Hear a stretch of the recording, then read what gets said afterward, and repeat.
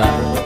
Porém, quando estava pronto para o contato, minha pequena me disse: você vai ver tudo no cinema. E onde é que está a vida? Onde é que está a experiência?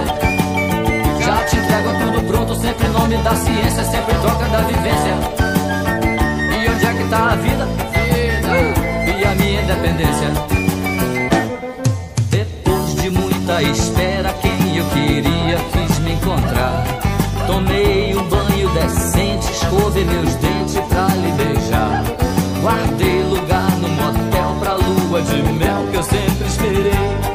Porém na hora H eu não levantei. Tá na hora do trabalho, tá na hora de ir pra casa, tá na hora da esposa, e enquanto eu vou pra frente toda a minha vida atrasa.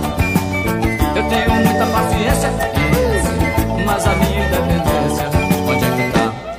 Durante a vida inteira eu trabalhei pra me aposentar. Paguei seguro de vida para morrer sem me apurrinhar.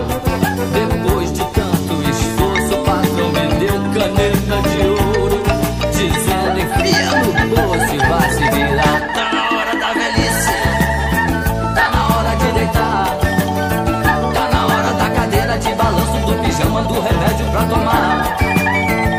Divina providência,